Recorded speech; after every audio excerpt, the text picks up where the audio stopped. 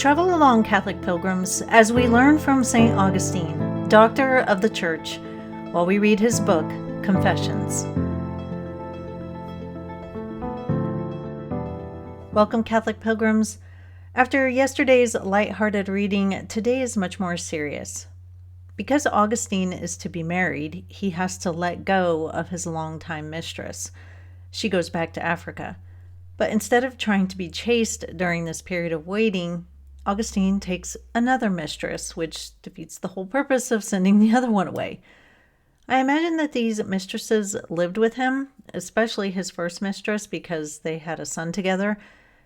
Because of the nature of the topic, I would caution having young ears around.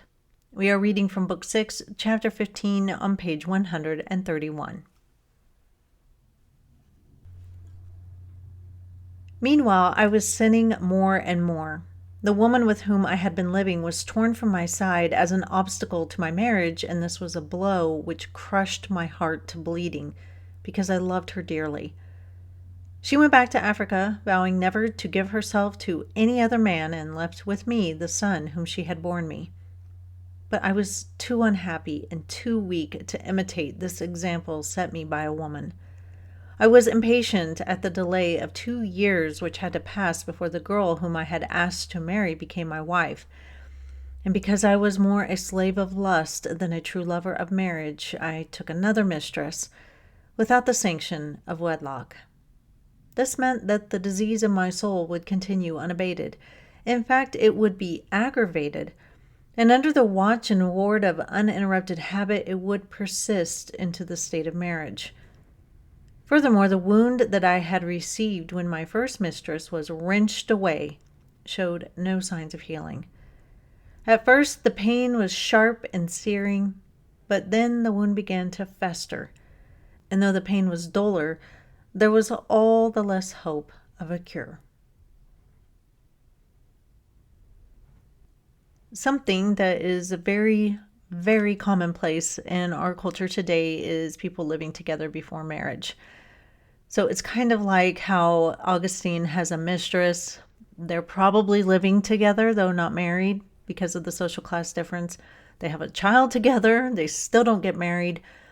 And this is just kind of an accepted way of life. So I want to talk about my husband and I living together before marriage. I didn't really see myself as his mistress or anything like that, but it is something that I want to talk about because I think it's really important. And my husband and I have kind of a unique perspective because we look back now and we see that it wasn't right. So when my husband and I were first dating, we literally spent all of our time together. And I mean, you know how those first days are. They are intoxicating and exhilarating. And when we started dating, it was the second semester of our junior year. And basically classes just got in the way. I mean, homework? What homework? All we wanted to do was be in each other's presence. The only thing that did keep us apart was class, and then like magnets, we'd gravitate towards each other once class let out. At the end of our junior year, I left for field training for the Air Force in Florida, and Dustin left to go stay with his parents in El Paso for the summer, and I'm pretty sure it took us about 2 hours to say our goodbyes. There were tears and pledges of love. Oh, that was the longest summer of my life. Now, once I got back from field training, I was at home in Kansas with my parents, and Dustin and I would talk at night on Instant Messenger. Oh, man, remember those days? It seems like eons ago. And during those months away from each other, we decided that it only made sense to live together when we got back for our senior year. Now, we reasoned that we spent all of our time together anyway, so why not? Back in our junior year, we were sleeping over at each other's houses all the time. It only made sense for us to move in together. We loved each other, and love is all you need, right? Well, when we announced that we were going to live together, our parents were less than thrilled, but we were adults, and there wasn't really anything that they could do to stop us. However, there was one person who God sent to pierce my conscience, and that's my baby sister. I remember that I was at home, and she came in my room, and she said, "Amy, I heard that you and Dustin are going to live together." I said, "Yes, we are." She said, "Well, I don't think you are supposed to do that. You aren't supposed to live together before you get married." This was my 14-year-old sister's reply. And I said, "Oh, Beth, someday you'll understand, you'll fall in love, and you'll want to be with that person all the time. I promise you that we are just going to live together. Nothing else." And by nothing else, I meant that we weren't going to be intimate. Now, this was a total lie because Dustin and I were not chaste. And I've often thought about why I lied to my sister that day. I realize now that deep down she was making me very uncomfortable, and I knew that she was right in questioning my decision, yet I felt the need to justify myself to her. I knew that our faith taught that you should wait till marriage, so I tried to make myself sound a little bit more holy by saying that we wouldn't be intimate. I tried to make it sound like Dustin and I would just be living like friends. I know she didn't buy it. I lied to her because I wanted to make myself feel better about our decision, and in the process, I gave great scandal to her and was a poor example. I firmly believe God sent her to me to try to steer me back on course, but I did not want to listen, not even a little. As it turns out, that promise I made to my sister didn't last too long because I got pregnant. You know, I do wish I could write this and say that living together before marriage was terrible, but it wasn't. It was fun, and I loved spending my time with Dustin. We basically played house, and I look back on our days in that tiny basement apartment with a lot of fondness. We were poor as dirt and had very little, but in my mind, we were together, and that's all that mattered. So why am I telling you all this? Well, I'm almost 25 years removed from those days, and I can look back on them a lot more clearly and with a lot less puppy dog love. And Dustin and I have talked about living together many times. Now, we laugh about all the funny stories we have from that apartment and about how scared we were to be parents. But we also talk about whether we think it was still right to live together before marriage. And we both agree that we should have waited, and here's why. Not long after I found out that I was pregnant, Dustin asked me to marry him, and he didn't ask me just because I was pregnant, but because we both really did know that we were going to marry each other. I found out I was pregnant in October, and in November he proposed. Right before our daughter was born in June, we moved into a nicer apartment. I didn't want to have a newborn baby living in our dark little hovel underneath some lady's house, so she was born in June of 2001, and on August 18th of that year, we were married. And our wedding was everything I hoped it would be, full of love, family, and friends. There were no doubts, no cold feet. When I walked down the aisle, I knew I was walking toward the only man for me. My love for this man knows no bounds. And since Dustin had one more year of school left and we had a newborn baby, we couldn't go on a honeymoon. We did get one night at the Crown Plaza Hotel in Kansas City. We showed up in our 1985 baby blue Buick Century that was covered in shaving cream and had cans trailing off the back bumper. We laughed so hard when we rolled up next to all these luxury cars parked out front of the swanky hotel. We got a few stares, to say the least. But after our one night there, we picked up our sweet baby and headed back to Manhattan, Kansas, to our little apartment. And to be honest, we both felt that we were robbed of something. It took us years to figure out what it was, but we now know. Living together had robbed us of that elation that comes from finally coming to your home as husband and wife. We'd already been pretending at that for a year, so it didn't feel new. Now you might say, okay, so what's the big deal? You kind of experienced that on your first move in together. But I don't think we did, though. It was exciting to move in together as a dating couple, but it didn't have the backing or assurance that comes from being married.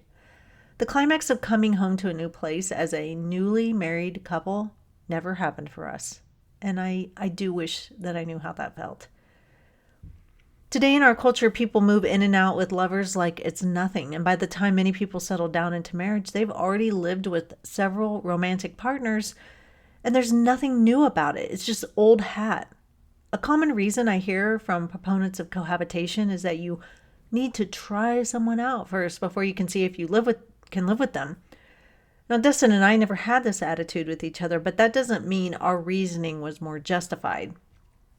There are two main reasons that I can see against cohabitation. The first is that cohabitation is just a shadow of the real thing. The couple is living together, sharing things, being intimate with each other, splitting bills, but they aren't embracing all the major components. They don't make that full declaration of commitment as you do in marriage. They don't gather family and friends to celebrate the beginning of a life dedicated to one another. They don't really intend to start a family, and they don't give of themselves fully. Whenever something is done as a shadow of the real thing, it can never really satisfy or fulfill. The biggest problem with cohabitation is the idea that the couple is trying each other out. In effect, this practice says, I'm going to see if you are good enough to please me. If I discover that there is anything about you that irritates me, makes me unhappy, or if you don't please me sexually, well, then I'll jump ship. It's an extremely selfish attitude because authentic love bears all things, believes all things, hopes all things, endures all things. It's selfish to partake in extremely intimate situations, all the while putting the other person through a trial period. It is not the job of another person to meet our every expectation or to make us happy. People have faults. They will inevitably let us down. There will be times when they won't make us happy, but real love understands this and bears through people's humanness. If you are looking for a person that has zero faults and will always make you happy, well, you're going to look forever. Ultimately, what one is saying is, you are good enough for me to sleep with and share bills with, but not good enough for me to fully commit myself to. Through dating, it is possible to discern whether a person is compatible. Part of marriage is learning to love and live with a person who is imperfect. Marriage isn't expecting the other to fulfill our every need and desire. Marriage is where we give of ourselves to the other fully and freely. Marriage is about giving, not taking, and cohabitation lacks the full gift of self. Our love should not be conditional and only given fully if another person meets our expectations. It is of note that rates of divorce among those who live together before marriage are high. Dustin and I thankfully do not fall into these statistics, but I wouldn't condone how we did things. Our lasting marriage doesn't make what we did less wrong. My sister was right in coming to me that day. I didn't want to hear her as she tried to draw me out of that decision that she knew wasn't best for me. I wanted what I wanted. But I now know that emotions and feelings can often guide us away from what is best. Today here with St. Augustine and his mistress, she has been ripped away from him. They do have a child together, but because he didn't ever make a full commitment to her, they pretended that a life together, and they kind of created a pseudo marriage, but not really. But because he still loves her, when she leaves, it's very painful to him. But we can see that he was actually just using her for lust, which is oftentimes what happens. We fear that, we're going to miss out on something and we don't want to get married because we don't want to make a full commitment to somebody, but we don't mind using them for lustful reasons. And that's why, even though he claims to love this mistress and he has another woman waiting in the wings to marry, he takes another mistress because it's really just about his selfish wants. So just my thoughts on the topic coming from somebody who cohabitated many years ago, and it's definitely something that I try to encourage people not to do. Let that first time you come home to a home together be when you are husband and wife. That is all for today, Catholic Pilgrims. I will see you back here next time, and until then, live the faith boldly and travel well.